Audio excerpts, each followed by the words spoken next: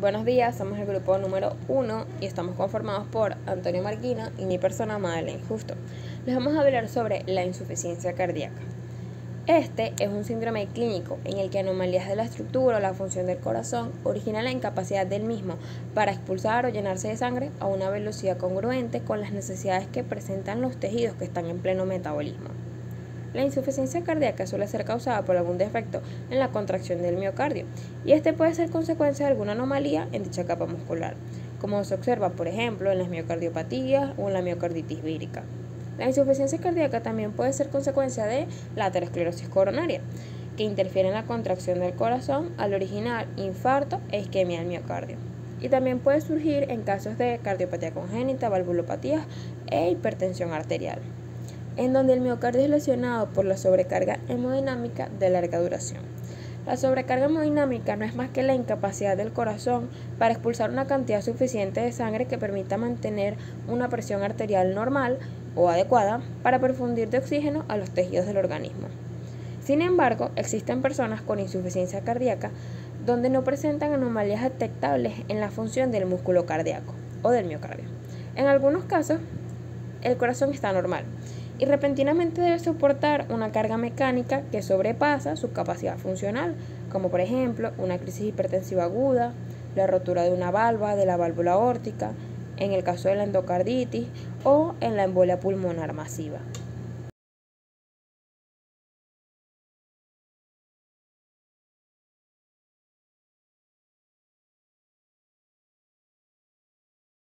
Epidemiología. La insuficiencia cardíaca es un problema grave de salud pública en países industrializados. Esto puede surgir como consecuencia de muchas formas de cardiopatías, como ya mencioné, pero en Estados Unidos y en el occidente de Europa, la cardiopatía isquémica origina alrededor del 75% de todos los casos. De hecho, la cardiopatía isquémica y la hipertensión arterial son las dos causas más comunes de insuficiencia cardíaca. Luego le siguen las miocardiopatías, la cardiopatía congénita y las valvulopatías. Es muy importante que identifiquemos las causas primarias o que están ocultas de insuficiencia cardíaca para que puedan ser tratadas. La mayoría de los estudios que se han realizado en América han sido en Sudamérica. La edad promedio de los pacientes ha sido de 60 años y la fracción de eyección media fue de 36%. La etiología única evaluada con mayor frecuencia en estos pacientes fue la enfermedad de Chagas. La incidencia de insuficiencia cardíaca en el único estudio poblacional identificado fue de 199 cada 100.000 personas anualmente.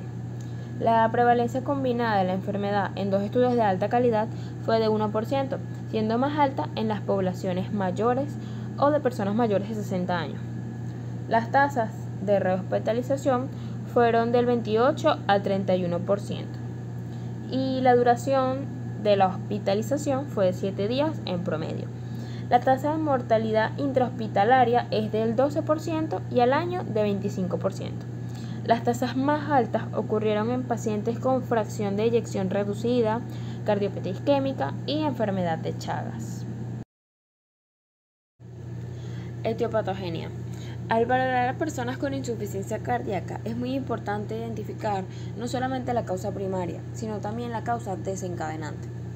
A menudo surgen por primera vez manifestaciones clínicas de insuficiencia cardíaca en el transcurso de una alteración aguda que impone cargas adicionales al miocardio, de por sí sobrecargado en exceso desde hace mucho tiempo atrás. El corazón en este caso puede establecer compensaciones adecuadas en circunstancias normales, pero tiene una escasa reserva adicional y por ello cualquier carga agregada que le impone alguna causa desencadenante deteriora todavía más su función. Las causas desencadenantes más comunes son las siguientes: las arritmias. La arritmia cardíaca se denomina los latidos anormales del corazón, ya sea irregulares, demasiado rápidos o demasiado lentos. Esto ocurre cuando los impulsos eléctricos del corazón no funcionan correctamente. Antes de hablar de las arritmias en la insuficiencia cardíaca, vamos a hacer un repaso de las bases electrofisiológicas de la actividad cardíaca. El potencial de acción es la respuesta propiedad que tienen las células musculares de variar su potencial de membrana en respuesta a un estímulo despolarizante. Vemos que el potencial de membrana en reposo es de menos 90 milivoltios. Esto ocurre antes de que se dé el potencial de acción. Después se va despolarizando hasta alcanzar el potencial umbral de membrana, que es menos 60. Aquí inicia la fase 0, que es donde se abren los canales de sodio. Este entra en grandes cantidades. Al ser una molécula positiva, va positivizando la membrana, la célula, hasta llevarla a 30 o a 20. Luego comienza la fase 1, que es donde la célula se ha despolarizado por completo y se abren los canales de potasio. Este sale en grandes cantidades, lo cual empieza a negativizar la célula, porque el potasio es positivo. Luego comienza la fase 2, que es llamada la meseta, donde se abren los canales de calcio tipo L, que son canales lentos, y el calcio ingresa a la célula, a la membrana. El calcio, al ser positivo, hace que la célula se repolarice y se mantenga momentáneamente. En la fase 3, que es esta, se abren los canales rápidos de potasio, donde este sale en grandes cantidades, haciendo que se repolarice por completo la célula. Luego, al final, en la fase 4, es donde se activa la bomba sodio-potasio para que se pueda volver al potencial de membrana, que es menos 90, y pueda darse el potencial de acción de nuevo.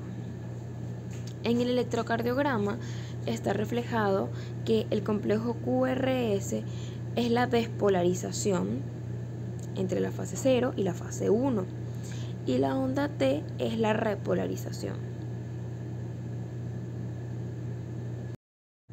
Volviendo a las arritmias, ellas se sitúan entre las causas desencadenantes más frecuentes de insuficiencia cardíaca, ya que imponen un efecto dañino en la función del miocardio por diversos mecanismos.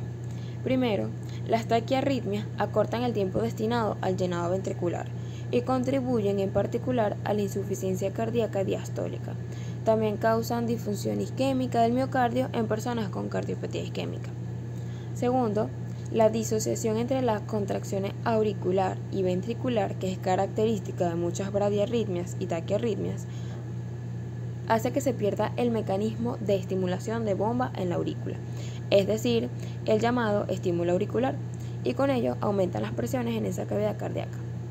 Tercero, la actividad o rendimiento cardíaco puede disminuir todavía más por pérdida de la contracción ventricular sincronizada, normalmente en cualquier arritmia que provenga de conducción intraventricular anormal. Y cuarto, la lentificación de la frecuencia cardíaca que surge con el bloqueo auriculoventricular completo u otras bradiarritmias intensas disminuye el gasto cardíaco, salvo que aumente en forma recíproca el volumen sistólico. Esta respuesta compensadora es escasa en la disfunción miocárdica, incluso en caso de no haber insuficiencia cardíaca. Una de las causas desencadenantes más comunes son las infecciones. Los pacientes con congestión vascular pulmonar por insuficiencia del ventrículo izquierdo también son más propensos a sufrir infecciones respiratorias. Cualquier infección puede desencadenar insuficiencia cardíaca. La fiebre, taquicardia, hipoxemia y aumento de las necesidades metabólicas puede sobrecargar aún más el miocardio dañado, pero todavía compensado de un paciente con una enfermedad cardíaca crónica. Otra causa son los excesos físicos, dietéticos, ambientales y emocionales.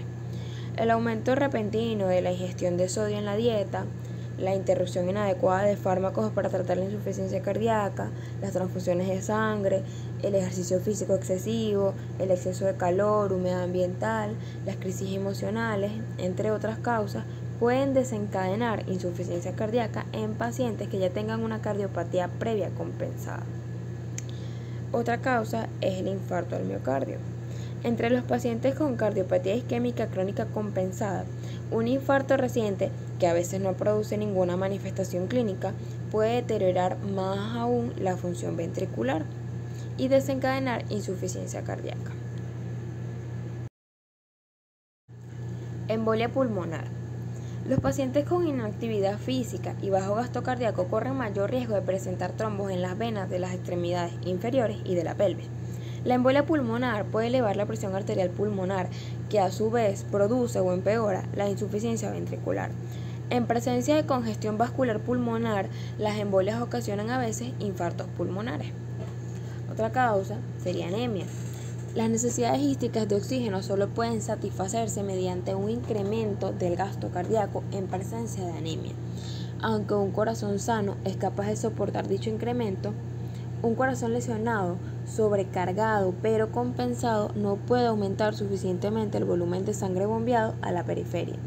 Y de esta forma, la combinación de anemia y una cardiopatía previamente compensada puede propiciar una insuficiencia cardíaca y proveer un aporte insuficiente de oxígeno a la periferia.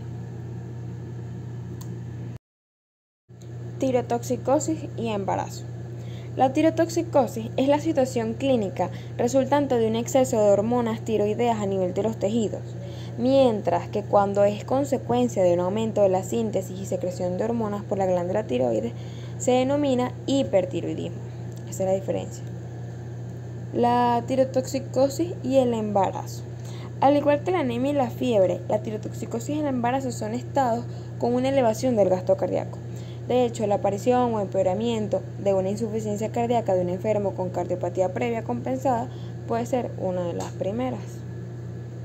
El agravamiento de la hipertensión arterial.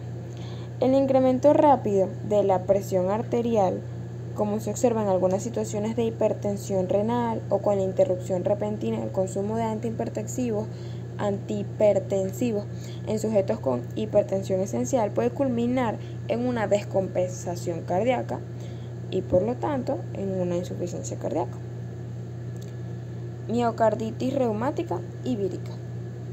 La fiebre reumática aguda y diversas infecciones o afecciones inflamatorias del miocardio pueden desencadenar insuficiencia cardíaca en pacientes con o sin enfermedades cardíacas conocidas. Y por último, endocarditis infecciosa. La lesión valvular, anemia, fiebre y miocarditis que con frecuencia se producen en la endocarditis infecciosa a menudo precipitan, aislada o conjuntamente, una insuficiencia cardíaca. Siempre que aparece o empeora una insuficiencia cardíaca, hay que realizar una investigación sistemática de las causas que la desencadenan, sobre todo si es rebelde a los métodos de tratamiento habituales, que suele pasar. Si se identifica alguna de estas causas, suelen ser susceptibles a un tratamiento eficaz. Por lo tanto, el pronóstico de los pacientes con insuficiencia cardíaca en quienes se puede identificar para luego tratar y eliminar su causa desencadenante es más favorable que el de aquellos cuya enfermedad subyacente ha avanzado hasta el punto de producir insuficiencia cardíaca sin una causa desencadenante que sea detectable. Ahora vamos a hablar sobre la clasificación. Primero, la insuficiencia cardíaca diastólica y sistólica. La diferencia entre las dos formas de insuficiencia cardíaca depende de si la anomalía principal es en la incapacidad del ventrículo de contraerse normalmente y expulsar suficiente sangre. Esta sería la insuficiencia sistólica. O si es para relajarse y llenarse de forma normal de sangre, que esta sería la insuficiencia diastólica. Las manifestaciones de la insuficiencia sistólica se vinculan con gasto cardíaco inadecuado y aparición de debilidad, fatiga, menor tolerancia al ejercicio y otros síntomas de riesgo deficiente. En tanto que en el caso de insuficiencia cardíaca diastólica, las manifestaciones dependen principalmente del incremento de las presiones de llenado de los ventrículos, izquierdo, derecho o de ambos. La insuficiencia cardíaca diastólica suele definirse como la insuficiencia que se observa en personas con una fracción de expulsión mayor de 60%. La insuficiencia cardíaca diastólica puede ser causada por mayor resistencia al llenado ventricular y menor capacidad diastólica del ventrículo, como por ejemplo en una pericarditis constrictiva y miocardiopatías restrictivas, hipertensiva e hipertrófica. La disminución de la relajación ventricular, como pasa en una isquemia aguda del miocardio, y fibrosis e infiltración del miocardio, como sucede en la miocardiopatía restrictiva. La insuficiencia cardíaca diastólica afecta más a menudo a mujeres que a varones, en particular a ancianas hipertensas.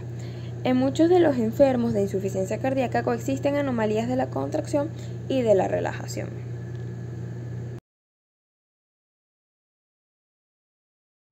Insuficiencia cardíaca de gasto bajo y de gasto alto.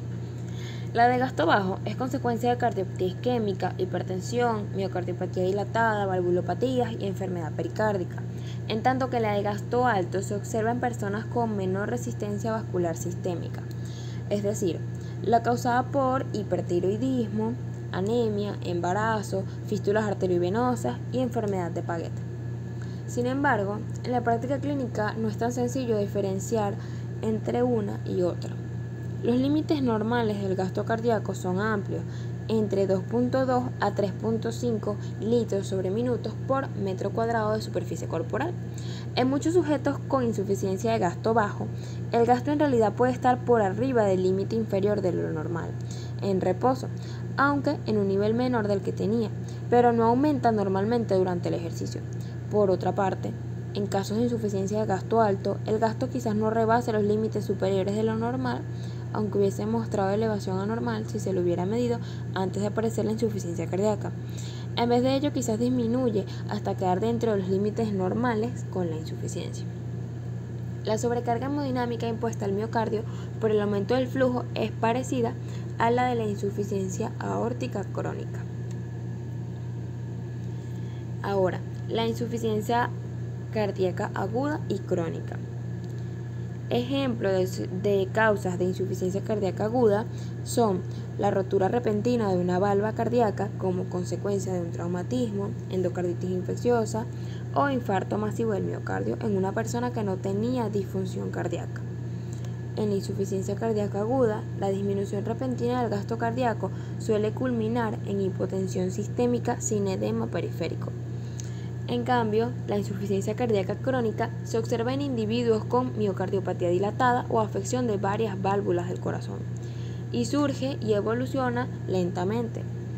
La congestión vascular es frecuente en insuficiencia cardíaca crónica, pero la presión arterial por lo común se conserva en un nivel satisfactorio hasta una fecha muy tardía.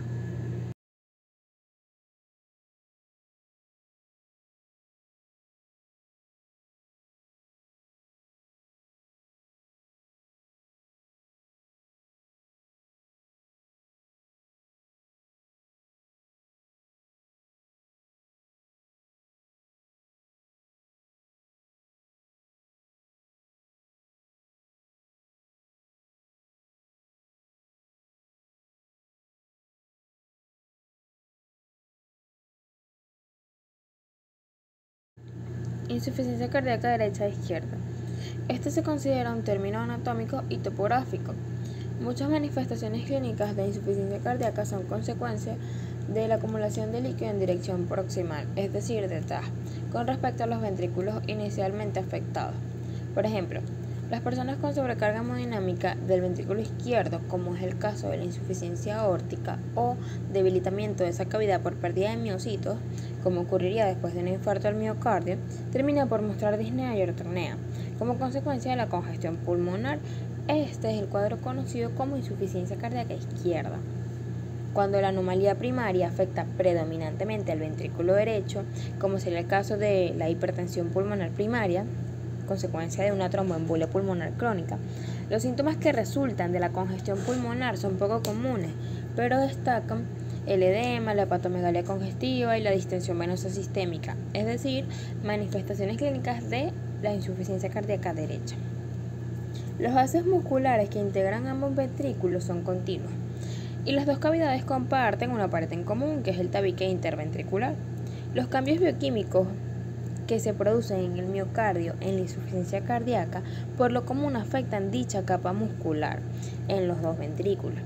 En consecuencia, cuando ha persistido la insuficiencia cardíaca durante meses o años, quizás sea imposible localizar el exceso de líquido detrás de un ventrículo, es decir, de un lado o del otro, y en su evolución se compromete la función de las dos cavidades, de manera que en la etapa avanzada se encuentra una insuficiencia cardíaca llamada global.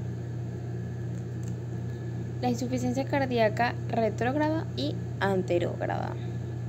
El concepto de insuficiencia cardíaca retrógrada plantea que en la insuficiencia cardíaca uno u otros ventrículos no vaciarán su contenido o no se llenarán normalmente. Como consecuencia, aumentan las presiones en la aurícula y el sistema venoso por detrás del ventrículo en insuficiencia en sentido proximal.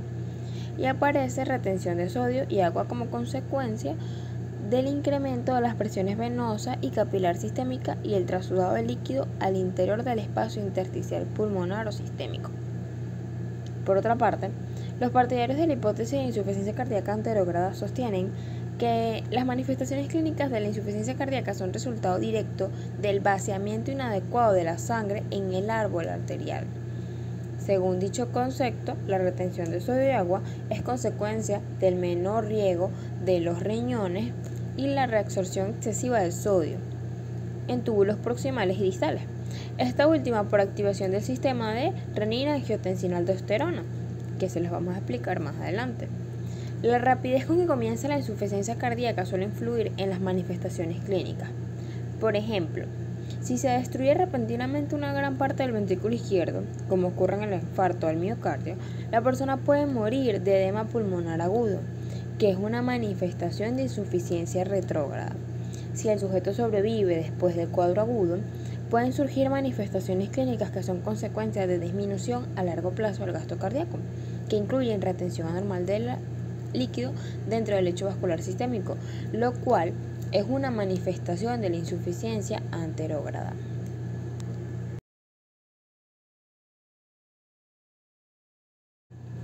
Esta es una nueva clasificación funcional que se está usando en la clínica basada en los grados de incapacidad funcional del paciente.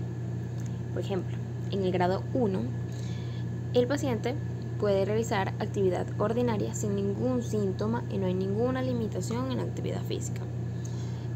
En el grado 2, el paciente tolera la actividad ordinaria, pero existe una ligera limitación de la actividad física, apareciendo disnea con esfuerzos intensos.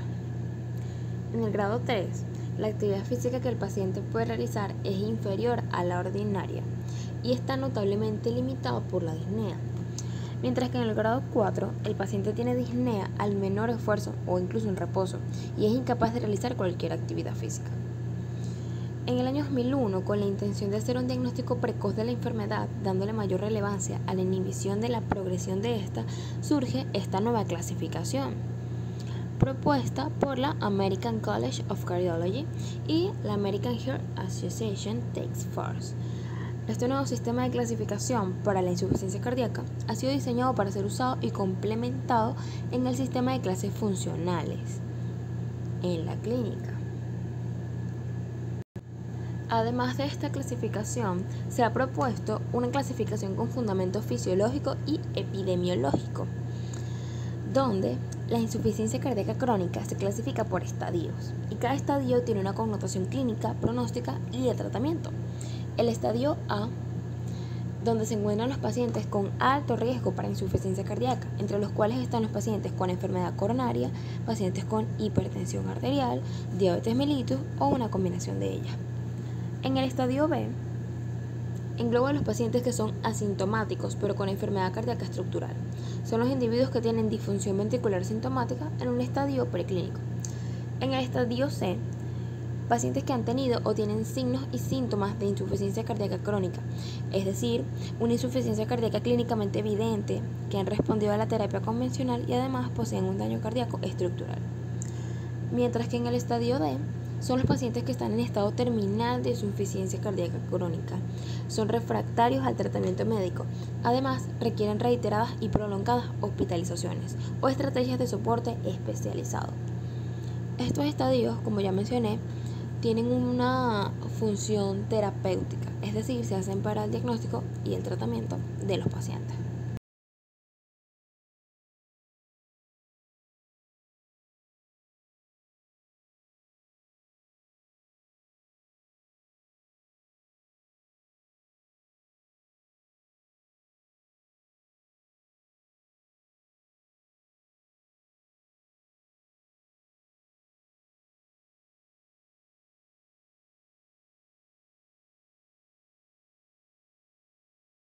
Antes de comenzar con la fisiopatología de insuficiencia cardíaca, debemos resaltar unos puntos importantes de fisiología. Empezando por definir la contractilidad cardíaca, que es la fuerza y la velocidad de contracción del corazón. Y resaltar que el rendimiento ventricular y los requerimientos de oxígeno están determinados por la precarga, la poscarga, la disponibilidad de sustrato, que sería el oxígeno, y la disponibilidad de ácidos grasos y glucosa para llevar a cabo la síntesis de ATP a nivel de músculo cardíaco, la frecuencia y ritmo cardíaco en relación a fuerza y frecuencia, la cantidad de miocardio disponible y el principio de Frank Starling, que voy a explicar más adelante. La precarga la definimos como el volumen telediastólico del ventrículo, o sea, la cantidad de sangre que entra en aurículo y ventrículo cuando se da el llenado sistólico. Y la poscarga la definimos como la tensión de la pared ventricular durante la sístole, o sea, esa tensión que tienen las fibrillas de músculo cardíaco que van a determinar la fuerza con la que se va a dar la contracción como por medio elástico. Definimos reserva cardíaca como la capacidad máxima que tiene el corazón de aumentar el gasto cardíaco. Este va desde un incremento del consumo corporal de 250 a 1500 mililitros por minuto durante el ejercicio máximo, y los mecanismos que aumentan la reserva cardíaca son el aumento de la frecuencia cardíaca, el aumento de los volúmenes sistólico y diastólico, el aumento del volumen sistólico, el aumento de la extracción tisular de oxígeno, que es la diferencia entre el contenido de oxígeno en la sangre arterial y la sangre venosa.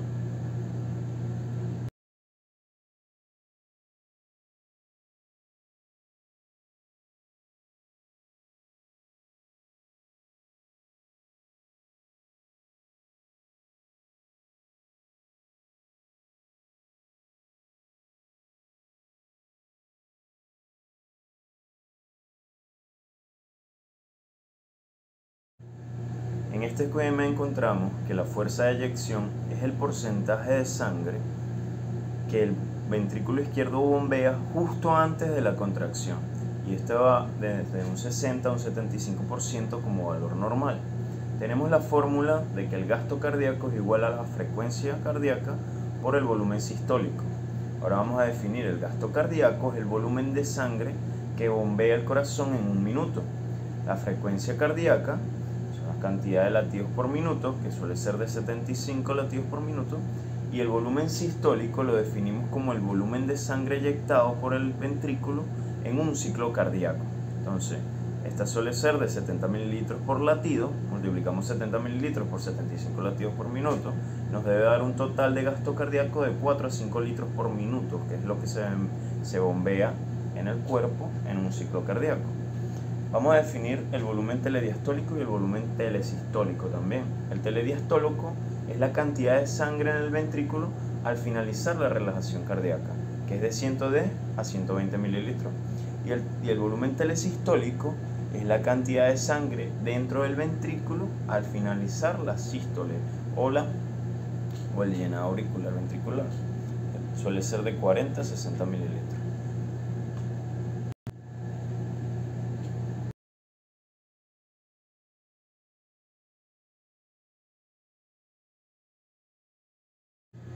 Continuando con la fisiología cardíaca, conseguimos los ruidos cardíacos.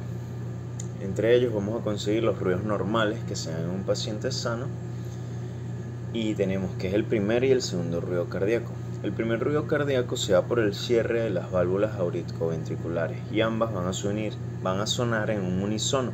Estas se dan entre la diástole y la sístole, o sea, entre la relajación del corazón, el llenado auriculoventricular y la eyección auriculoventricular. Tenemos que el segundo ruido cardíaco se da por el cierre de las válvulas semilunares, que son la válvula aórtica, que controla la salida de sangre del corazón hacia la arteria aorta, y la válvula pulmonar, que regula la salida de sangre del ventrículo derecho hacia la arteria pulmonar, para que se oxigene a través de los pulmones y ocurra la circulación menor. Este ruido ocurre con un desdoblamiento fisiológico cuando lo ocultamos en inspiración. y se da entre sístole y diástole, o sea, entre la eyección y el llenado. Ahora, vamos a conseguir que el tercer ruido cardíaco puede ser tanto fisiológico como patológico. Es fisiológico en niños y embarazadas y se da generalmente por una vibración generada por el llenado rápido de los ventrículos. Esa vibración causa un sonido que vamos a ocultar.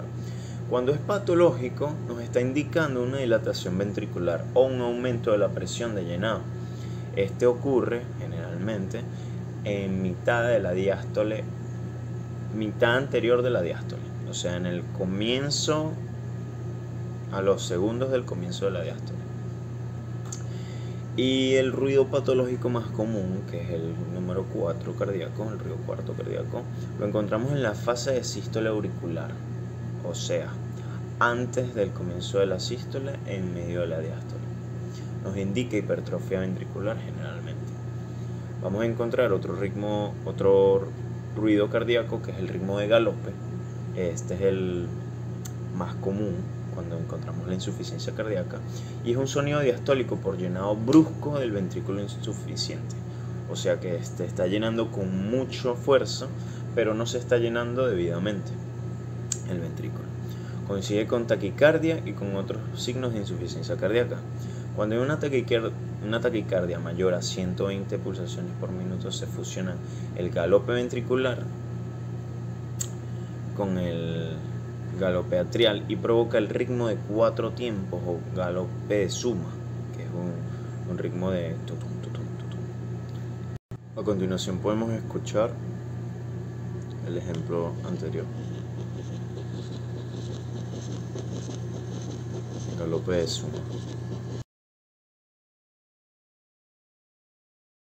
Entonces recordamos que la insuficiencia cardíaca es cuando el corazón no puede proporcionar a los tejidos la cantidad necesaria de sangre para cubrir sus necesidades metabólicas, y cuando se da una elevación de la presión venosa pulmonar o la presión sistémica, que está relacionado con la enfermedad. Entonces esto puede promover la congestión de los órganos. Este cuadro se debe a trastornos de la función cardíaca sistólica o diastólica, o en mayor medida de los casos en ambas. Entonces, tenemos una serie de mecanismos de compensación que se van a dar cuando ocurren estas anomalías en la función cardíaca. Entonces tenemos que los mecanismos de compensación a largo plazo son el mecanismo de Frank Starling y la activación de los sistemas neurohumorales. Y tenemos que los mecanismos de compensación a corto plazo son la remodelación cardíaca, casi siempre hablamos de hipertrofia, de que los ventrículos tratan de compensar la sobrecarga que está sufriendo por no poder llevar sangre al cuerpo como debería, según las necesidades que pide el organismo. Entonces la sobrecarga hemodinámica se compensa por medio de la hipertrofia. Se intenta compensar, pero no se logra.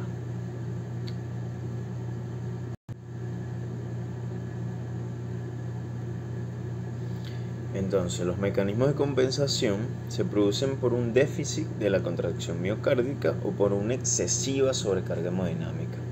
Encontramos que la ley de Frank Starling, como habíamos comentado, es de a largo plazo y ocurre con un aumento de la precarga, o sea, la cantidad de sangre que se da en relajación, causando por la retención. Se continúa por la retención de sal y ocasiona un aumento del tamaño de los sarcómeros, o sea, de los bultos musculares del corazón, con una óptima superposición de los miofilamentos, colocándolos unos superpuestos al otro, por lo que aumenta la tracción y el trabajo cardíaco, o sea, que se expande con mayor medida.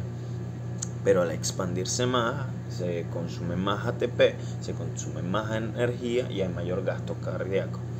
La ley de Frank Starling describe el aumento de la fuerza de contracción de las fibras del músculo miocárdico. Esta fuerza las obtienen ellas luego del aumento de su longitud inicial, y se incrementa la precarga, aumentando la energía de contracción del ventrículo. Por lo tanto, va a aumentar también el volumen de eyección sistólico. Va a haber más fuerza porque hubo más contracción, más contracción de las fibras del músculo miocárdico. Podemos colocar el ejemplo de una liga. Mientras más la expandamos, mayor va a ser la fuerza con la que se va a contraer. Esta puede describirse como la ley de Frank-Sarley a nivel de cardíaco. Como segundo mecanismo tenemos la hipertrofia miocárdica, que esta se da frente a una sobrecarga de presión o de volumen que se ejerce en el corazón, y este va a responder mediante una hipertrofia excéntrica o concéntrica respectivamente, dependiendo de qué esté sucediendo, cómo se esté dando la insuficiencia cardíaca. Se produce entonces un aumento de la masa ventricular que es reversible siempre que se elimine la causa que produjo la insuficiencia cardíaca. Si esta situación se mantiene en el tiempo, o sea, se pasa a ser crónica, la hipertrofia no se acompaña a un aumento proporcional del tejido vascular, con lo que consiguiente ocurre una necrosis, porque hay mayor tejido en menor perfusión sanguínea. Entonces ocurre una isquemia y por siguiente una necrosis en las fibras miocárdicas.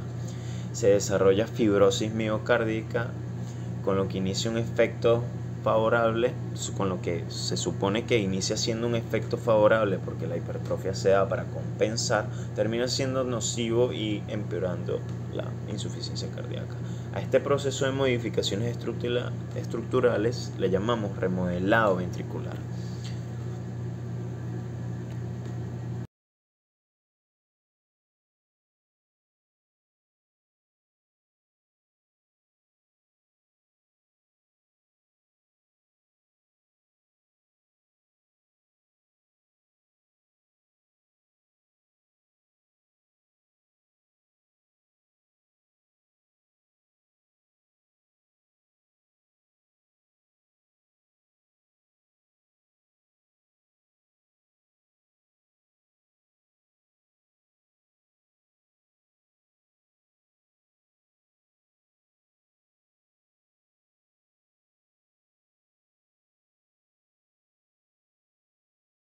Como tercer mecanismo compensatorio tenemos la activación neurohormonal, que está constituido por la activación del sistema adrenérgico, que es a expensas del sistema nervioso simpático, el sistema renina-angiotensina-aldosterona, la liberación de argina vasopresina, el aumento del péptido natriurético auricular, el aumento de endotelinas y citoquinas. La insuficiencia cardíaca produce esta serie de cambios neurohormonales en respuesta a la anomalía de la función miocárdica, muchos de los cuales suceden en respuesta al volumen arterial inadecuado, característico de la insuficiencia cardíaca sistólica. Estos inicialmente tratan de mantener el riego de órganos vitales y tener bajo control la presión arterial. Son mecanismos compensadores que intentan suplir la función mecánica del corazón para que llegue la sangre como debería a todos los tejidos. Pero estos mecanismos compensadores causan efectos nocivos a largo plazo por la vasoconstricción excesiva del sistema adrenérgico y del sistema renina-angiotensina-aldosterona, por el aumento de la poscarga, por la retención excesiva de sal y agua que se encarga la argina vasopresina, las anomalías electrolíticas de este sistema y de los péptidos natriuréticos y favorecen también la aparición de arritmia. Aquí en este esquema vamos a ver la retroalimentación positiva que ocurre en la insuficiencia cardíaca, siempre comenzando con una lesión miocárdica, que puede ocurrir por una isquemia cardíaca, por una miocardiopatía, etc. La lesión miocárdica disminuye el aporte de oxígeno a los tejidos y este se deriva en síntomas anterógrados, como cuáles: la activación de estos sistemas neurohormonales que hablamos antes o sistemas de inflamación. Estos causan hipertrofia, apoptosis celular, fibrosis, lo que va a causar mayor lesión. La activación de estos sistemas como el renina-angiotensina-aldosterona causa que se aumenten los péptidos natriuréticos, que van a aumentar la retención de sal y la retención de líquido intracelular. Esto causa una retención hidrosalina y esto aumenta la precarga. causando mayor presión de perfusión, aumentando la poscarga, aumentando los requerimientos de oxígeno y causando mayor lesión miocárdica. Entonces, como podemos ver en el esquema, todo esto va haciendo un ciclo de alimentación que va empeorando cada vez y va causando una progresión de la enfermedad.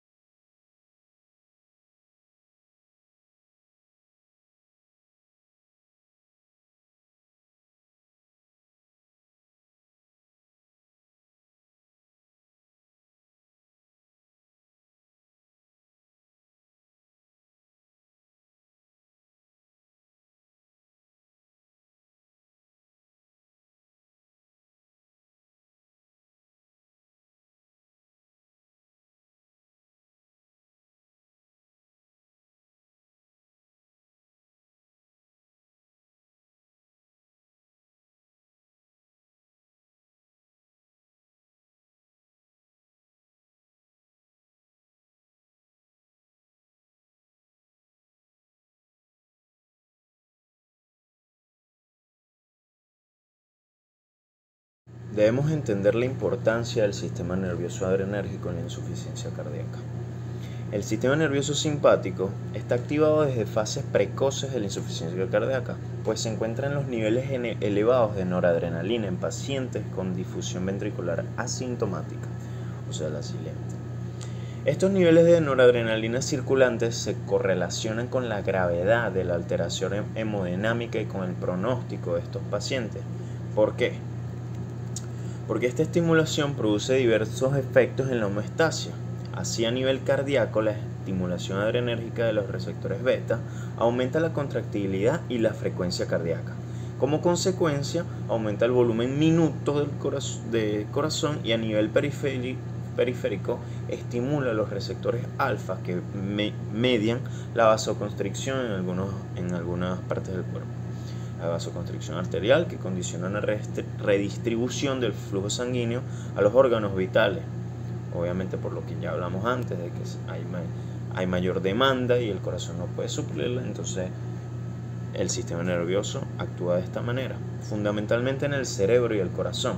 En el corazón estimula directamente la fuerza contráctil, o sea, el inotropismo y el cronotropismo, así como la velocidad de conducción y automatismo que tiene el corazón, aumentando la presión arterial sistólica, la presión arterial diastólica, y produce un incremento significativo de la resistencia periférica total. Todo esto aumentando el gasto cardíaco y aumentando las demandas de oxígeno, causando mayor lesión miocárdica. El sistema nervioso adrenérgico también disminuye la presión o vasodilata en otros órganos como el riñón, como el músculo de la piel, y a nivel venoso produce vasoconstricción, aumentando el retorno venoso, por lo tanto aumenta la precarga. La activación adrenérgica produce efectos deletéreos al mantenerse en el tiempo, o sea, efectos perjudiciales, como el aumento de la poscarga y del consumo de oxígeno, que favorece el desarrollo de arritmias y lesiones miocárdicas directas. Se llama miocardiopatía por catecolamina. Entonces, en la insuficiencia cardíaca, el flujo sanguíneo renal desciende, por un lado por la disminución del gasto cardíaco y por otra por la vasoconstricción de las arteriolas renales causada por el sistema nervioso adrenérgico y los receptores beta. La aldosterona tiene como su principal acción favorecer la reabsorción de sodio y agua. En el esquema podemos ver que la insuficiencia cardíaca estimula que el gasto cardíaco se reduzca. Esto activa el sistema nervioso simpático, lo que estimula la producción de renina. La renina va a sintetizar angiotensinógeno para producir angiotensina 1 y 2 y causar la vasoconstricción, la cual va a reducir más el gasto cardíaco. Y la aldosterona va a causar mayor retención de sodio y agua y va a causar una reestructuración cardíaca, igual que la angiotensina 2 por la vasoconstricción.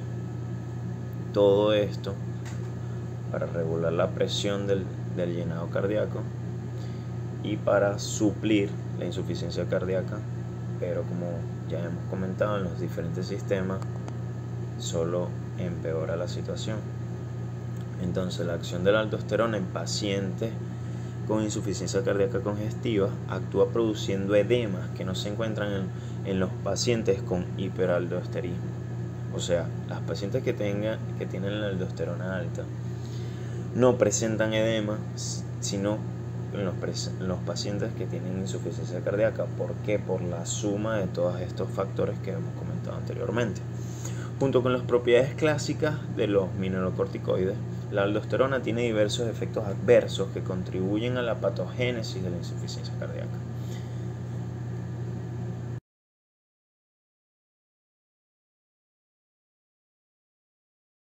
¿Qué vamos a conseguir en la exploración física de un paciente con insuficiencia cardíaca? Cuando comencemos haciendo la inspección del paciente, vamos a notar que presenta cianosis, descoloración de la piel, va a tener diaforesis, una sudoración excesiva, una taquipnea, una ingurgitación yugular, generalmente muy resaltante. Vamos a encontrar edema en los miembros inferiores por la retención de líquido y sodio. Puede posiblemente ictericia por falta de riego sanguíneo a nivel hepático y caquexia por la depresión generalizada del sistema completo orgánico. En la palpación vamos a conseguir que hay un pulso alternante, podemos conseguir arritmia, podemos conseguir una mala perfusión periférica, frialdad en las zonas acres o en las extremidades, por así decirlo. Vamos a conseguir organomegalias como hipertrofia hepática, hipertrofia cardíaca. Vamos a conseguir el reflejo hepatoyugular con la maniobra de presionar el hipocondrio derecho y ver una regurgitación que puede persistir por unos minutos y desiste al retirar la mano o la presión a nivel hepático. Vamos a conseguir en el paciente ascitis y una duración de la fobia del edema en las extremidades generalmente, o sea que se mantiene deprimido cuando hacemos presión en una zona edematizada.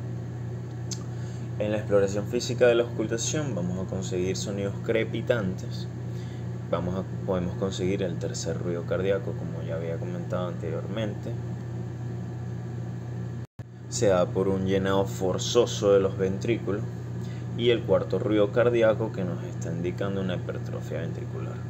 Podemos encontrar el ritmo de galope, casi que en la mayoría de los casos, y un soplo que depende de la enfermedad de base en el pulmón, estertores por el edema, y inicialmente vamos a conseguir sibilancia, como el asma cardial.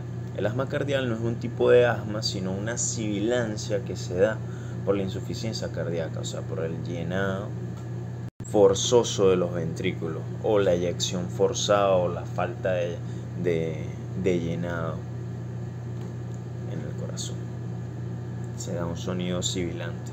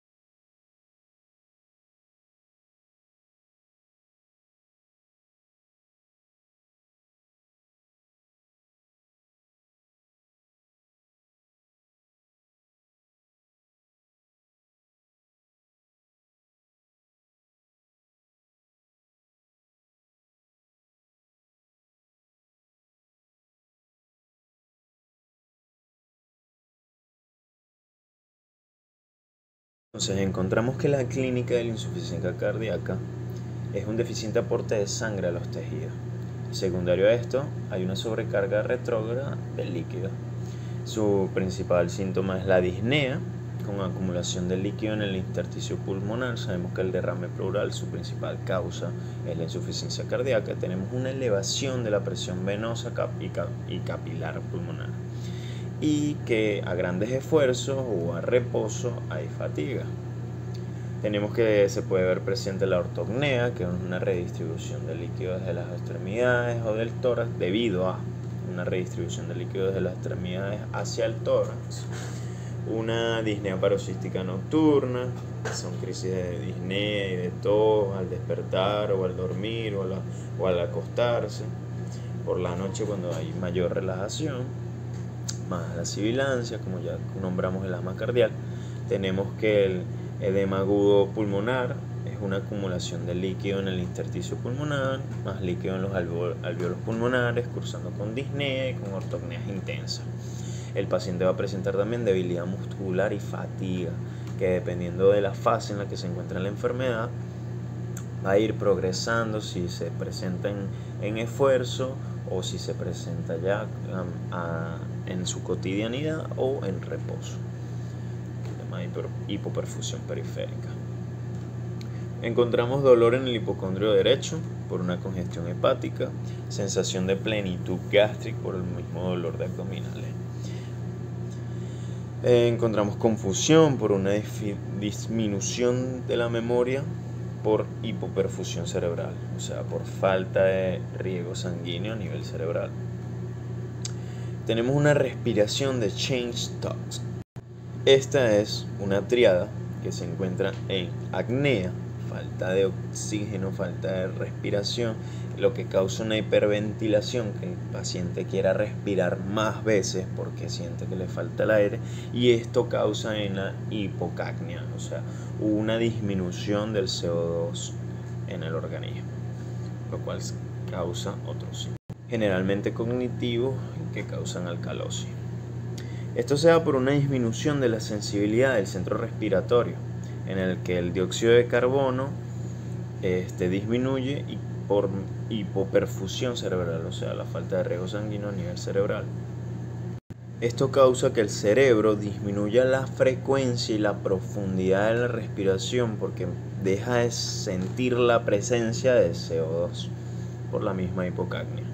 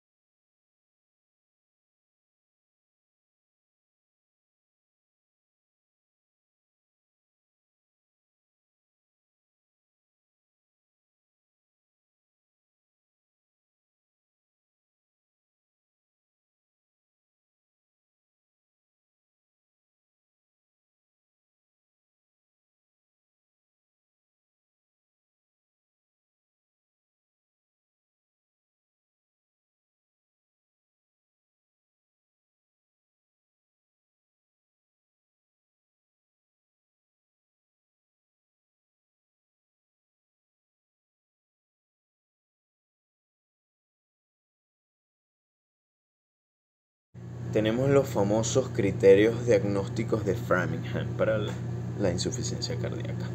Estos se separan en criterios mayores y criterios menores, y con la acumulación de estos nos indican que hay una insuficiencia cardíaca. Entonces, en criterios mayores encontramos la disnea paroxística nocturna, ya nombrado anteriormente, la distinción venosa yugular, los ocultaciones crepitantes, la cardiomegalia, el edema agudo del pulmón, el ritmo de galope sistólico tercero. Tenemos el retorno venoso yugular y el reflejo hepatoyugular positivo. En los criterios menores encontramos edema de miembros inferiores generalmente, tos nocturna, disnea de esfuerzo, hepatomegala, derrame pleural, capacidad vital disminuida, taquicardia mayor a 120 pulsaciones por minuto. El criterio que cuenta para ambos es la caquexia, o la disminución de 4 a 5 kilogramos en 5 días de tratamiento o de presencia de los síntomas. Tenemos que los diagnósticos se realizan por medio de diferentes formas. El más común es el electrocardiograma. Tenemos que en el electro los criterios son inespecíficos. ¿Por qué? Porque se ven alteraciones de repolarización que nos pueden indicar más de una patología cardíaca. Vemos bloqueos de rama. O sea, nos están diciendo, el electro nos dice prácticamente que hay partes del corazón que se están viendo afectadas, pero no nos dicen el porqué. Y eso ya lo sabemos, ya al saber que hay una insuficiencia cardíaca, bueno, nos la reconfirma el electrocardiograma. Porque vemos bloqueos de rama, generalmente a la izquierda es la más común en la insuficiencia cardíaca congestiva, la taquicardia sinusal y otro tipo de arritmias, y los signos de hipertrofia ventricular.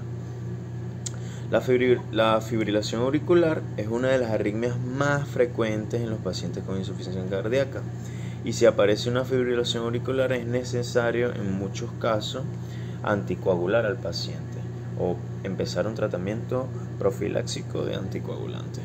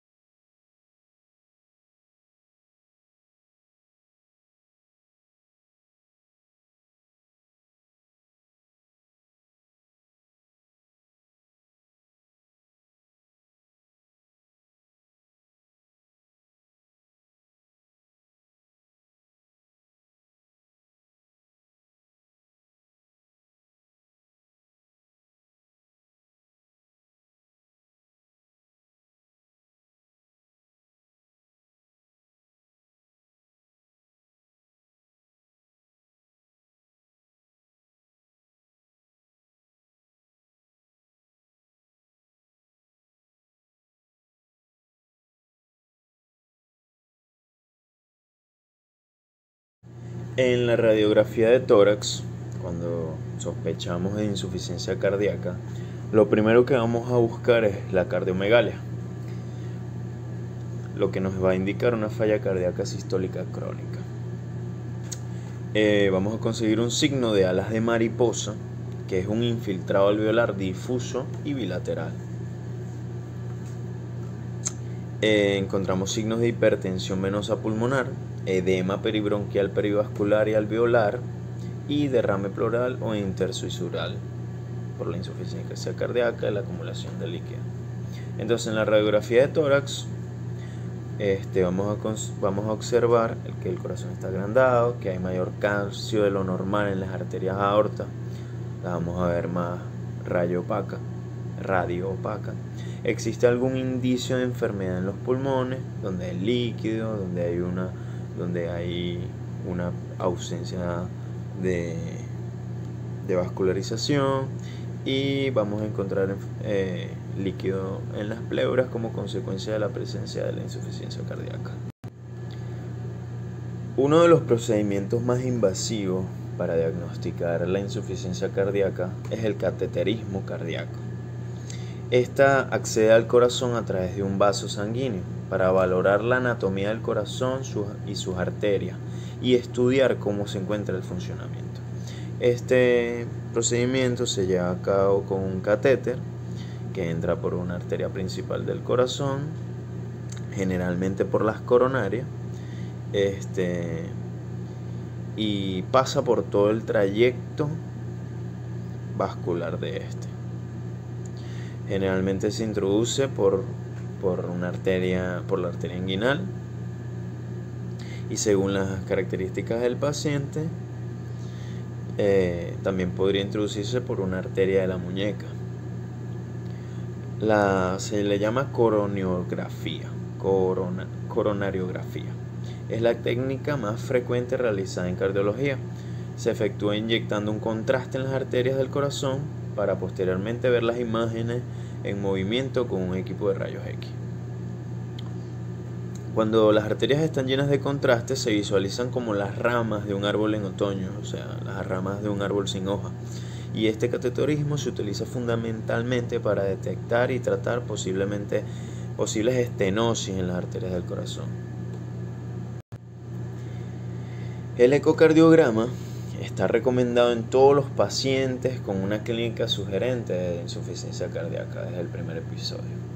Es la más confiable para el diagnóstico y el pronóstico de la insuficiencia cardíaca, y nos presenta una manifestación tardía de la insuficiencia cardíaca cuando hay hiponatremia dilucional. Suele asociarse a mal pronóstico, aunque puede ser secundaria a los tratamientos con diuréticos.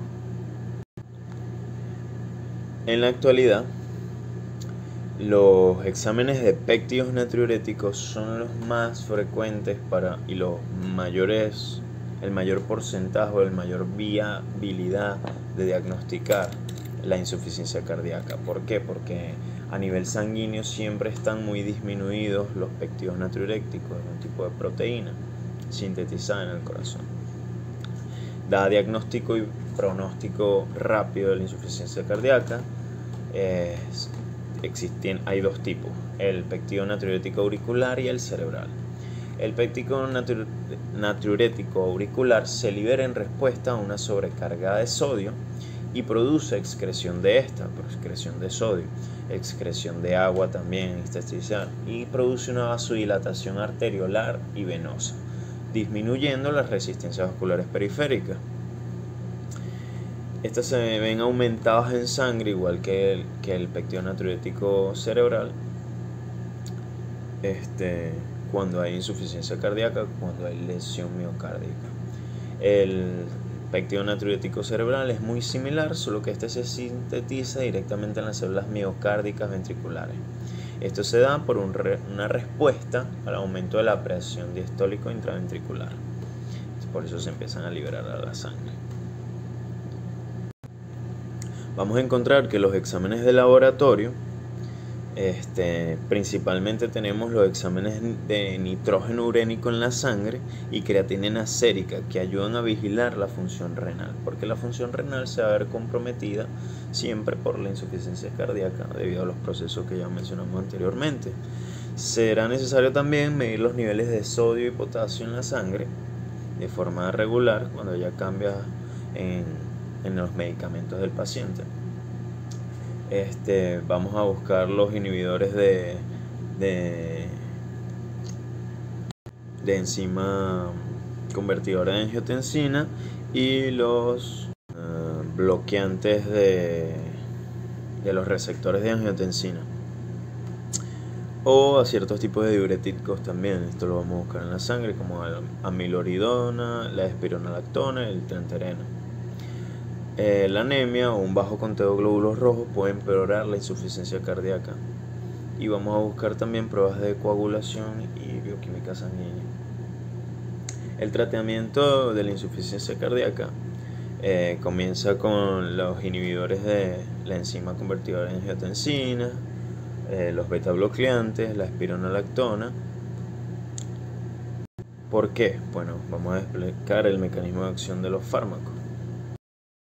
Tenemos a los inotrópicos, como la digoxina, que aumentan la presión de llenado cardíaco para tratar la reducción del gasto cardíaco y la activación del sistema nervioso simpático. Tenemos los vasodilatadores, que van a contrarrestar la vasoconstricción generada por el sistema nervioso simpático. Y tenemos los antagonistas beta, que van a bloquear la función del sistema renina-angiotensina-aldosterona, igual que los antagonistas de los receptores alfa 1. Tenemos la espironolactona, que actúa a nivel de antagonista de la aldosterona, y tenemos los diuréticos, que van a contrarrestar la retención de sodio y agua que se da en la insuficiencia cardíaca. Gracias por su atención. Recuerden tener un buen corazón.